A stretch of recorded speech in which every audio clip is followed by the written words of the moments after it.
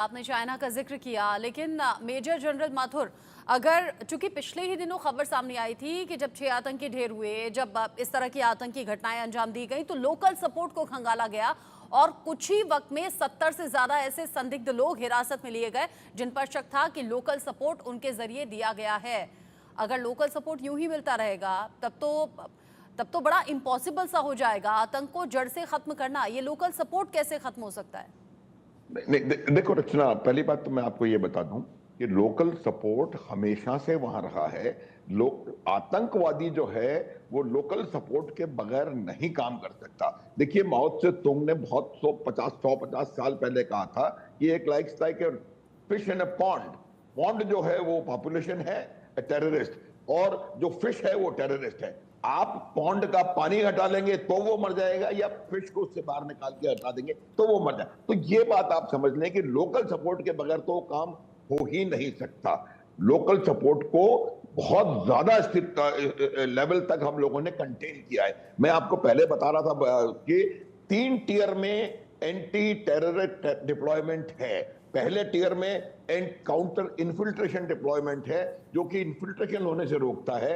दूसरा tier counter terrorist deployment है, जहां पर जगह जगह पर आपने कंपनी के पोस्ट बना रखे हैं, जिससे कि जो इन्फिल्ट्रेटर्स आ जाते हैं या जो लोकली क्रिएटेड टेररिस्ट हैं उनको न्यूट्रलाइज किया जा सके। और तीसरा जो टियर है वो शहरों के अंदर है, जो कि लॉ एंड ऑर्डर को, चाहे वो सीआरपीएफ हो या सीआईएसएफ हो, जो भी हो, वो लॉ एंड ऑर्डर की देखभाल करते हैं। तो ये 3 टियर एक बहुत सशक्त तरीका है इनको काम करने का।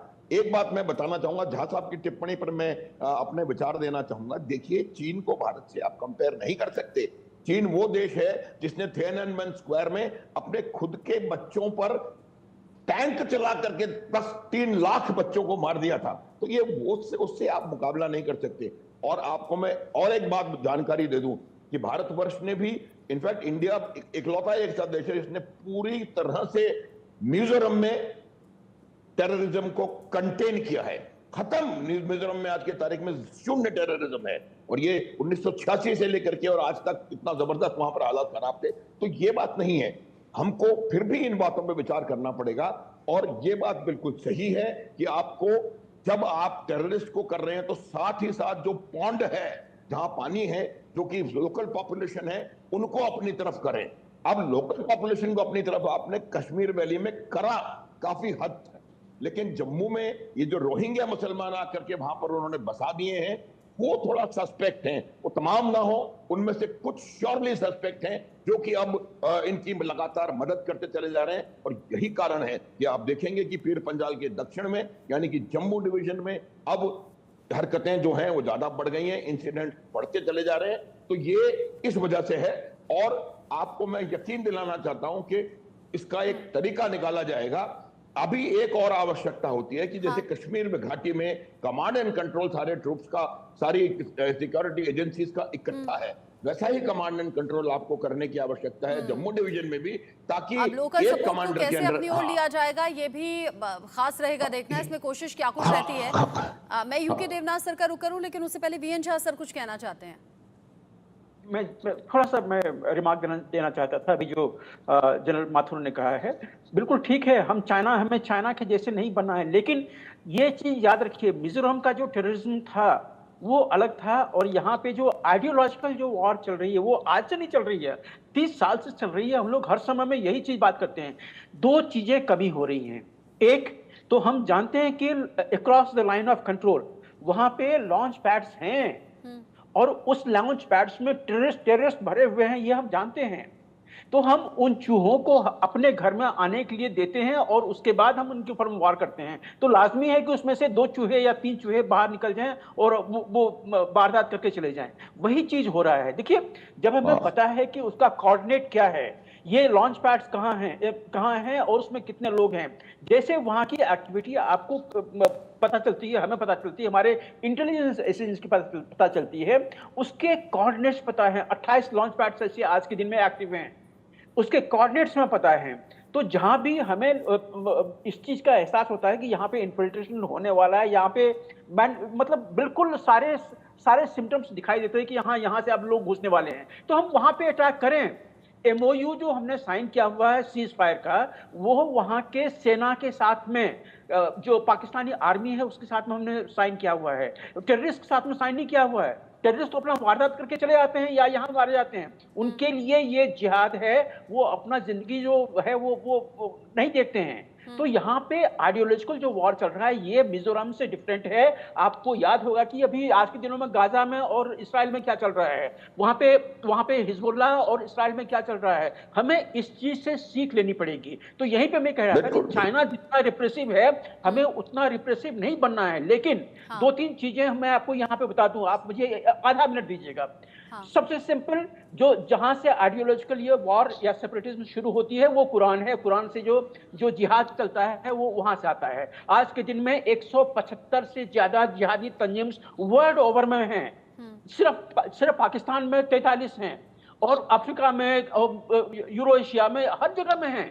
हमें इनसे एक चीज सीख लेनी पड़ेगी चाइना से। उन्होंने 16 साल से कम के बच्चों को ये जो कुरान की जो कुछ तंजीमें जो हैं जिसका उनको वो रटा दिया था बचपन में, इसको बंद किया हुआ है। दूसरी चीज, वहां पे जितने भी रेडिकलिज्म होते हैं लोकलाइट्स, वहां पे सीसीपी की बहुत बड़ी नेटवर्क है, उतना हमें नहीं रखना है।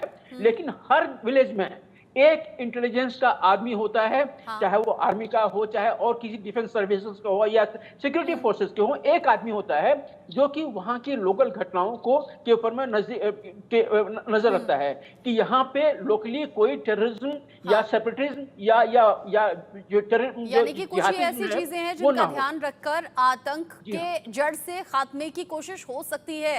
हालांकि आप कह रहे हैं चाइना की तरह हमें नहीं होना है, लेकिन हाँ कुछ अच्छी चीजें हैं, कुछ बेहतर ऑप्शंस हैं जो ऑप्ट किए जा सकते हैं। आप रहिए मेरे साथ में, एक बड़ी खबर है जम्मू कश्मीर के अखनूर से, बड़ी खबर है जहां पर अखनूर में बड़ा तलाशी अभियान चल रहा है। जम्मू कश्मीर के अखनूर में 3 संदिग्ध आतंकी दिखे हैं। जो जानकारी है, 3 संदिग्ध देखे जाने के बाद से सेना का ये ऑपरेशन जारी है। तीनों संदिग्ध आतंकियों की तलाश के लिए सेना के जवान चप्पे चप्पे पर अभी मुस्तैदी से ड्यूटी में तैनात हैं। जम्मू कश्मीर पुलिस और एसओजी का ये साझा ऑपरेशन हम देख रहे हैं, साझा ऑपरेशन जिसमें 3 संदिग्ध आतंकी दिखे हैं। यहाँ 3 संदिग्ध देखे जाने के बाद सेना ने ये बड़ा ऑपरेशन शुरू किया है। जानकारी ऐसी कि तीनों संदिग्ध वहीं लोकल सपोर्ट के साथ ही छिपे हुए हैं। महिलाओं से पानी मांगते दिखे हैं ये तीनों संदिग्ध आतंकी। ऐसे में कहां छिपकर बैठे हैं, कैसे पता लगाया जाए, इसी के लिए जम्मू कश्मीर पुलिस और एसओजी सेना का साझा ये ऑपरेशन जारी है, जिसमें 3 संदिग्ध आतंकियों तक पहुंचने की कोशिश है। यूके देवनाथ सर, अभी हम बात ही कर रहे थे, जिस तरीके से लोकल सपोर्ट, जिसमें 70 से ज्यादा लोग अभी पिछले ही दिनों संदिग्ध जो थे उन्हें हिरासत में लिया गया। अब 3 संदिग्ध आतंकी और दिखे हैं, महिलाओं से पानी मांग रहे हैं। वो जानते हैं कि कैसे किसी के घर में दाखिल होना है, और खासतौर से महिलाएं जो सॉफ्ट हार्टेड होती हैं, कोई पानी मांगेगा तो मना तो नहीं किया जाएगा, ऐसे ही फिर अपनी पैठ मजबूत करते होंगे, और यही कहलाता होगा लोकल सपोर्ट। जी हाँ रत्ना जी, ये समझना पड़ेगा कि लोकल सपोर्ट जो टेररिस्ट को मिलता है उसके कई कारण हैं। एक तो सबसे बड़ी चीज ये है कि कई बार लालच में टेररिस्ट जो है बड़ी मात्रा में कैश के साथ पकड़े गए हैं। अब वो कैश से बिस्किट खरीदते हैं, पानी खरीदते हैं, बाकी हजारों का कैश शायद वो रिवार्ड मनी देते हैं जो लोकल सपोर्ट है। ये समझना पड़ेगा कि लोकल सपोर्ट वहां पर है, लेकिन बहुत छोटी तादाद में। अगर एक गांव की पॉपुलेशन अगर 500 है तो उसमें शायद मुश्किल से 1 या 2 लोग निकलेंगे जो कि दिल से इनकी सपोर्ट करते होंगे। विलेज डिफेंस काउंसिल्स वो अपना काम करती हैं, नजर रखती हैं गांव के लोगों के ऊपर। ज्यादातर विलेज में ही एसपीओज डिटेल किए गए हैं और ये एसपीओज बहुत अच्छी तरह से काम कर रहे हैं, खबरिए का काम करते हैं। वहां पर गांव में हम एनकरेज करते हैं, सिक्योरिटी फोर्सेस एनकरेज करती हैं कि जो चरवाए हैं, गडरिए हैं, बकरवाल हैं, अगर उनको कोई अनयूजुअल मूवमेंट दिखती है तो आके खबर दें। सबसे बड़ी चीज जो ये है अब ये है कि अगर गांव में ये लोग आते हैं मदद मांगने के लिए, किसी कहीं पानी मांगा, किसी दुकान पे आके बिस्किट पैकेट या कुछ खाने का सामान खरीद रहे हैं, और जैसे ही दुकान वाले को लगता है कि ये बिस्किट जिसने खरीदा इसको हम तो पहचानते नहीं है, तो तुरंत आके खबर दे देते हैं। तो दिल और दिमाग की लड़ाई है। सबसे बड़ी ब्रीफिंग सुरक्षा फोर्सेस को बार बार ये दी जाती है कि जब आप गांव में जाएं, कोमिंग ऑपरेशन जब कर रहे हो, पेट्रोलिंग कर रहे हो, तो एक भी गांव वाले को आप नाराज ना कीजिए, क्योंकि अम, एक गांव वाले को आपने कुछ कह दिया तो उसके माँ बाप भाई बहन हमेशा के लिए ही हमें भविष्य में खबरें तो नहीं देंगे, वरन हो सकता है हमारे विरुद्ध ही सोचने लगे। तो दिल और दिमाग की लड़ाई है और हम जीत रहे हैं। आस्ते आस्ते जीतना पड़ेगा। बहुत हार्श या भयंकर कार्रवाई अगर हम करेंगे तो वो काउंटर प्रोडक्टिव हो जाएगा। जी। जिस तरीके से आप कह रहे हैं लोकल सपोर्ट को देखना, तलाशना, और जाहिर सी बात है कि सादी वर्दी में भी यहाँ पर जो जवान हैं वो रहते हैं मुस्तैद और बहुत पैनी नज़र बनाए रखते हैं। ऐसा मेरे कई फ्रेंड्स हैं, कई कोलीग्स हैं जो जम्मू कश्मीर घूम कर आए हैं, उनके ज़रिए भी ये चीज़ें बताई गई हैं, साझा की गई हैं कि ये चुनौतियाँ वहाँ सुरक्षा बल के जवानों को, पुलिस को आती है, क्योंकि हर एक हरकत पर पैनी नज़र रखनी होती है और ये पैनी नज़र और ज़्यादा कड़ी करनी होगी अनुज माथुर सर, क्योंकि अब इलेक्शंस का भी वक्त आ रहा है। बिल्कुल बिल्कुल, देखिए ये देवनाथ साहब ने बिल्कुल सही कहा है। ये battle of winning hearts and minds है और कश्मीर वैली में जो हमने किया वो इसी वजह से हुआ, मिजोरम में जो हमने किया वो इसी वजह से हुआ, पंजाब में जो हमने किया वो इसी वजह से हुआ। अब आप देखेंगे कि वो तमाम जगह लगभग टेररिस्ट इंसिडेंट से फ्री। अब जब दूसरी दो शक्तियां जो कि आपके नेबर्स हैं चीन और पाकिस्तान इसमें शामिल हैं, तो ये बात आप मान लें कि जब हम सोच रहे हैं कि उनके किस प्रकार से काउंटर किया जाए, तो वो लोग भी लगातार इस बात की तैयारी कर रहे हैं कि कैसे यहाँ पर गड़बड़ी फैलाई जाए। और इसमें जब इतनी दो बड़े देशों का इसमें उनके पीछे उनका साथ है तो इतना आसान नहीं होता है। लेकिन फिर भी मैं ये बता रहा था पहले भी आपको कि एक इतना जबरदस्त ग्रिड बनाया हुआ है, एंटी टेरर ग्रिड, जो कि आपको इंटेलिजेंस टाइमली मिल रही है। और जैसे कि अभी कुपवाड़ा में हुआ, जैसे ही उन्होंने प्रयास किया इसका करने का, उन्होंने उनको इमीडिएटली न्यूट्रलाइज कर दिया। जहां तक सवाल बाहर पार जाकर के हमला करके उसका करने का है, तो ये एक बहुत बड़ा निर्णय होता है, इसके रिपरकशंस हो सकते हैं। और इस प्रकार की हरकतें लोकल लेवल पे मैं आपको बता रहा हूं, इस प्रकार के टास्क अंडरटेक किए जा रहे हैं। और एक बहुत बड़ा बालाकोट जैसा अटैक अगर आपको करना होगा तो उसके लिए एक बहुत बड़ा निर्णय एक बहुत बड़े लेवल में लेना पड़ेगा, बहुत जबरदस्त उसके लिए तैयारी करनी पड़ती है, क्योंकि अगर बड़े ऑपरेशंस और बड़ी तैयारी ये जरूरी है भी। और जो साझा ऑपरेशन जैसे हमने अभी बताया, 3 संदिग्ध आतंकी, उसके बाद साझा ऑपरेशन पुलिस और सेना के जवानों का जारी है। ऐसे ही बड़े ऑपरेशंस भविष्य में भी हों और अभी मौजूदा समय में तो तेज करने होंगे क्योंकि इलेक्शंस का टाइम भी नजदीक आ रहा है। बहुत शुक्रिया मेरे साथ में जुड़ने के लिए VN Jha sir, UK Devnath sir, Anuj Mathur sir. इसी खबर के साथ आगे बढ़ेंगे और आगे बढ़ते हुए अगली बड़ी खबर जो है